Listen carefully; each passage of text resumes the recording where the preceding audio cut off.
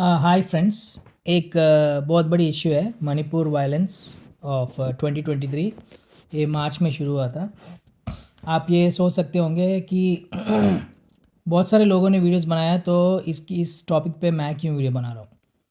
कि it's not that कि already videos existing है तो मैं क्यों बना रहा हूँ, क्योंकि रीच ऐसे जो इश्यूज होते हैं, ऐसे जो वायलेंस होते हैं, तो आम तौर पर क्या होता है कि जो मेन स्ट्रीम मीडिया है, जैसे हमारा इंडिया टुडे हो गया, टाइम्स नाउ हो गया, जो रिपब्लिक टीवी हो गया, मेन स्ट्रीम मीडिया है, ये सारे गोदी मीडिया है जो बिका हुआ है। मतलब दे ऑलरेडी लैपडॉग मीडिया बोलते हैं उसको, कि all the government has already bought that media. So वो लोग इस इश्यूज़ के बारे में वो हाईलाइट नहीं करेंगे, क्योंकि वो गवर्नमेंट के ख़िलाफ़ नहीं जाना चाहते। क्योंकि अगर गवर्नमेंट के ख़िलाफ़ जाओगे इंडिया में तो ऑब्वियसली तुम्हारे ऊपर ईडी का, सीबीआई का रेड्स पड़ेंगे and your channel will be destroyed. So इसी वजह से तो मेन स्ट्रीम मीडिया जो होता है वो ज़्यादातर ये इस चीज़ों को हाईलाइट नहीं करता है। तो अब इंडिपेंडेंट यूट्यूब चैनल्स इन चीज़ों को हाईलाइट किया हुआ है। बहुत सारे लोगों ने इसके बारे में बात किया हुआ है कि but it is necessary that और लोग इसके ऊपर वीडियोस बने, क्योंकि मेन स्ट्रीम मीडिया का जो रीच बहुत ज़्यादा है, यूट्यूब इंडिपेंडेंट चैनल्स का रीच इतना ज़्यादा नहीं है। तो ज़्यादा से ज़्यादा लोग अगर इसके ऊपर वीडियोस बनाएंगे तो ज़्यादा लोगों के पास जाएगा। So that is the main intention of doing this. ये अच्छी तरह रिसर्च करा हुआ एक टॉपिक मैं बता रहा हूँ, understanding the Manipur violence of 2023। Now what are the key takeaways? The violence in Manipur started in early May 2023 following protests and counter protests over the Manipur High Court's order to consider granting scheduled tribe status to the Meitei community. So यहाँ आपको समझने वाली बात ये है कि there are two communities, Meitei community and Kuki community. So Kuki and Naga tribes, they live in the Pahadi area of the Manipur, and the Meitei community is in the valley, the plains. Okay, तो Meitei community के पास बहुत ज़्यादा मतलब hospital, schools वगैरह जो facilities, उनका access बहुत ज़्यादा है। कुकी और नागा ट्राइब्स का इतना ज़्यादा नहीं है। तो ये हाई कोर्ट ने ये ऑर्डर किया कि Kuki and Naga tribes ST में है, शेड्यूल ट्राइब्स में, तो मेइती कम्युनिटी को भी शेड्यूल ट्राइब्स में लिया जाए, क्योंकि बहुत टाइम से इनका डिमांड है कि उनको होता क्या है कि इसका थोड़ा बैकग्राउंड बताता हूँ। जो जो प्लेन्स में जो रहते हैं मेइती कम्युनिटी, जो हिल्स में जो रहते हैं कुकी और नागा कम्युनिटी, उनका लैंड्स वगैरह ख़रीदना वगैरह नहीं कर सकते। बल्कि जो एसटी कम्युनिटी के बिलोंग करते हैं कुकी और Naga tribes, they can buy lands in the plains. So this is the main demand है कि Meitei community wants to be in the SC scheduled tribe status. So वो हाई कोर्ट ने ऑर्डर वो दिया था, तो उसकी वजह से ज़्यादा डिस्टर्बेंस क्रिएट हुआ। On May 3rd, the all tribe students union Manipur organized a tribal solidarity march which turned violent in Churachandpur. This sparked clashes and riots across Manipur between the Meitei and Kuki communities. As of July 29, at least 181 people have been killed and over 54,000 displaced in the violence. Thousands of houses, vehicles, and places of worship have been destroyed. There are allegations of sexual violence and excessive force by security forces. The violence stems from long-standing land and resource conflicts between the valley-dwelling Meitei and the hill tribes like Kuki and Naga. I told you, valleys में जो planes में Maiti community रहते हैं, और hills में जो है चारों जो हिल्स हैं उसमें ट्राइब्स कुकी और नागा रहते हैं। The Meitei dominate the state politically and economically.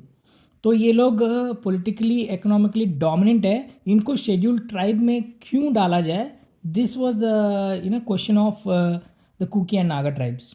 The BJP-led state government is accused of bias against the Christian Kuki tribes through eviction drives and demographic rhetoric. The police are also accused of partisan conduct favoring Meiteis. Security forces have struggled to contain the violence due to active obstruction of Meitei mobs and distrust from Kukis. Talks between communities have failed over disagreements on representation. तो BJP as usual है बाकी जो country में जो करता है कि हिंदू मुस्लिम का एक इश्यू बना के वोट्स को पोलराइज करना चाहता है। सिमिलरली मणिपुर में भी यही हुआ है। जो मैती कम्युनिटी है मोस्टली डोमिनेंट हिंदूज़ हैं, एंड कुकी और जो नागा ट्राइब्स है they are mostly Christians and other religions. So इन दोनों रिलीजन्स के बीच में एक एक वेज डालने के लिए ये बीजेपी ट्राई किया, और ये Hindu Muslim Hindu other religions के वायलेंस की तरह बना दिया, so that it will get all the votes from the Hindu community. So यहाँ भी वही हुआ.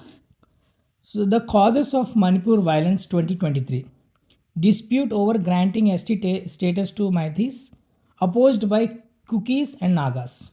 Okay, long-standing land and resource conflicts between Maithi and hill tribes.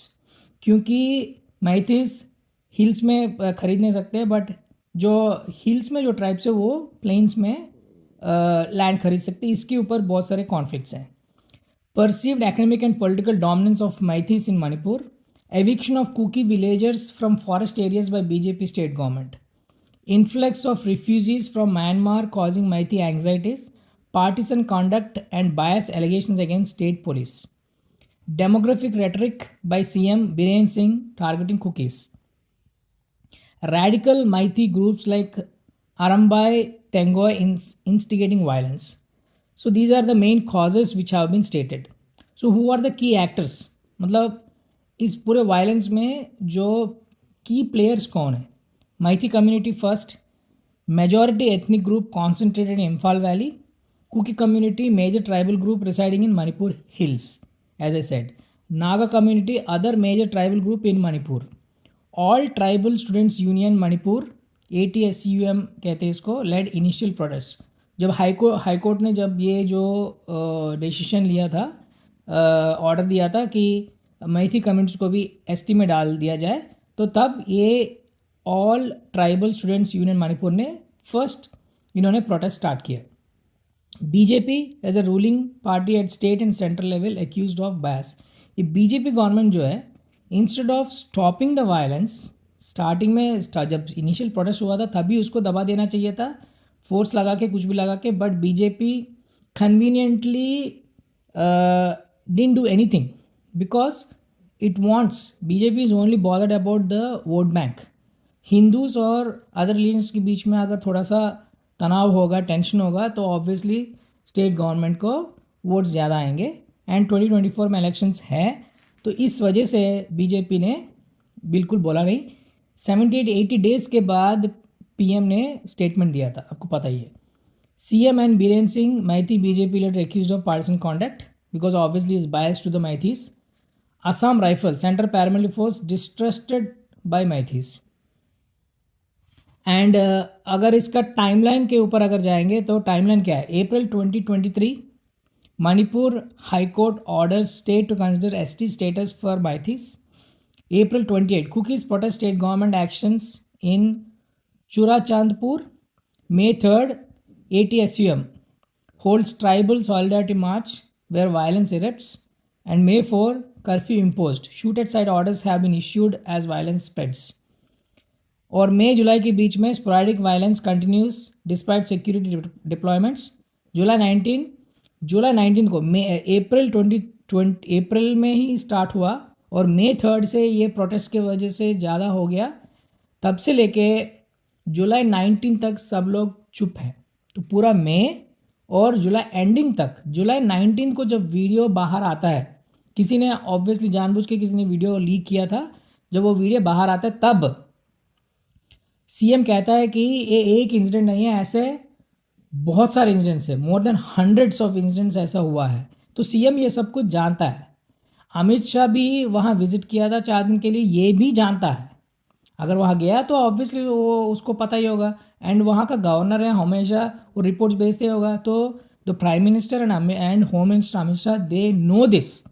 But जब तक वो वीडियो वायरल नहीं हुआ तब तक ये लोग मुंह नहीं खोले. PM ने सिर्फ 36 सेकेंड्स का स्टेटमेंट दिया था. ये ऑन रिकॉर्ड है, सबको पता है. July 29 opposition leaders visit violence hit areas. जुलाई 29 को ये जो अपोजिशन लीडर्स है आज के डेट में, जो इंडिया के नाम से ये लोग अपना एक ऑर्गेनाइजेशन 26 पार्टीज मिलके इंडिया के एक प्लेटफॉर्म पे आए थे. ये लोग सब मिलके to oppose Narendra Modi government. So ये सब लोग मिलके एक डेलीगेशन वहाँ मणिपुर में विज़िट की. इससे पहले जून में ही राहुल गांधी विज़िट किया था. एंड उसने बोला था कि बहुत प्रॉब्लम हो रहा है, बट फिर भी प्राइम मिनिस्टर ने, ये होम मिनिस्टर में कुछ भी नहीं किया। नो ठीक है, द इम्पैक्ट्स क्या है? 181 killed, over 54,000 displaced as of July 29th, thousands of houses, vehicles destroyed, hundreds of places of worship have been attacked, widespread allegations of sexual violence against women, internet blackout and curfews affecting lives and economy, physical and emotional separation between Maithi and Kuki communities. आपको पता ही है internet has been blacked out completely, क्योंकि कोई भी news वहाँ से बाकी लोगों को पता नहीं लग रहा था। And there was allegations of sexual violence, and आपको वो वीडियो आपने देखा ही होगा। So these are the impacts. तो इंडियन गवर्नमेंट का रिस्पॉन्स क्या है? It imposed curfews, internet shutdowns and shoot at sight orders.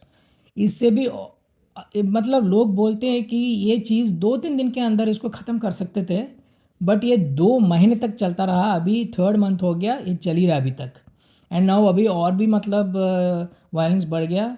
ये वहाँ हैंड ग्रेनेड्स, वहाँ इंडियनली मेड इक्विपमेंट ग्रेनेड्स वगैरह यूज़ करके और भी वायलेंस वहाँ चल रहा है। There is literally a civil conflict. Okay. And deployed thousands of security force under central control. Announced judicial probe and peace committee in June. CBI to probe conspiracy angles in violence. ये तो हमेशा करते हैं कि जब भी ऐसा कोई वायलेंस होता है तो कॉन्स्पिरेसी एंगल, मतलब कहीं पाकिस्तान आईएसआई ने ऐसा की इन्वॉल्वमेंट है क्या, किसी और पॉलिटिकल पार्टीज़ की इन्वॉल्वमेंट है क्या, कोई बाहर का सोर्सेज का इन्वॉल्वमेंट क्या। ये तो डोमेस्टिक वायलेंस है भाई, इंडिया में हो रहा है ये वायलेंस। और ये इस वायलेंस का वजह भी सबको पता है, कॉज माइथी से कुकी कम्युनिटी के बीच में हो रहा है। बट इसमें अभी बीजेपी गवर्नमेंट एक एंगल ढूंढेगा कि बाहर के लोग इसको इन्फ्लुएंस कर रहे हैं, कि वेस्टर्न मीडिया या वेस्टर्न कोई भी ऑर्गेनाइजेशन या आईएसआई कोई भी इसमें उस एंगल को ढूंढने की कोशिश करेगा। Criticise for inadequate response and failing to visit Manipur. अभी तक पीएम मणिपुर विजिट क्यों नहीं किया? पीएम के पास टाइम है फॉरेन कंट्रीज विजिट करने का, वहाँ अवार्ड्स लेने का। अभी रिसेंटली यूएस पार्लियामेंट में उसने एक स्पीच दिया था, ठीक है। एंड ये सब चीज़ों के लिए उसके पास टाइम है। मणिपुर जो बगल में है वहाँ जाने के लिए पीएम के पास टाइम नहीं है, ये बिग क्वेश्चन मार्क है। अगर इंटरनेशनल रिएक्शंस के और अगर देखें तो UN rights chief urged India to address root causes of violence. EU parliament asked India to end internet shutdown. India has been criticised by EU. A statement was given as India criticized EU statement as interference in internal affairs. हाँ, ये करने के लिए तो तैयार रहते हैं कि मतलब बाहर से कोई भी लोग अगर बोलते हैं कि भाई इस वायलेंस को स्टॉप करो, तो बोलते हैं हमारे इंटरनल मैटर्स में आप इंटरफेरेंस कर रहे हो। अगर आप ये आपका इंटरनल मैटर है, आपको जो 3 दिन में आप इसको ख़त्म कर सकते हो, आपको 2 महीने क्यों लग गया? So in summary, the Manipur violence of 2023 stemmed from long-standing ethnic tensions over land and resources between the Maithi and hill tribes like Kuki and Naga. So इसमें बाहर वालों का कोई involvement नहीं है. I want to make this very clear. Protests over granting ST status to Maithis acted as a trigger. So जो माइथीज का long term demand है कि उनको ST स्टेटस दिया जाए ताकि वो भी थोड़ा सा लैंड और वगैरह खरीद पाएँ, तो that became a trigger, leading to widespread clashes and violence across the state. Despite security deployments, sporadic violence has continued amidst allegations of partisan police conduct, and government has bias against cookies. The human costs have been immense, even as talks between communities have failed. The Indian government's response has been criticized as inadequate given the gravity of the situation. Addressing the root causes of tension through impartial mediation and security measures is key to restoring peace and stability in Manipur. यहाँ मैं एक और बात कहना चाहता हूँ, जब तक चंद्रचूड़ सिंह जो हमारा जो चीफ जस्टिस ऑफ इंडिया है, जब तक इन्होंने ये नहीं बोला कि भाई PM ji, government of India, आप कुछ करोगे विद इन 7 days या मैं कुछ एक्शन लूँ, जब तक ये चीफ जस्टिस ऑफ इंडिया ये नहीं बोलता है कि मुझे कुछ करना है कि आप कुछ करोगे, तब तक पीएम ने बाहर आके कुछ स्टेटमेंट नहीं दिया। ये बहुत ही मतलब दर्दनाक इंसिडेंट हुआ है। इसके ऊपर जो पीएम का रिस्पॉन्स, गवर्नमेंट ऑफ इंडिया का रिस्पॉन्स बहुत ही ख़राब है। इसके ऊपर मतलब बहुत आगे चर्चा होगा, इसका असर 2024 इलेक्शंस पे होगा। अब keep watching, thank you so much.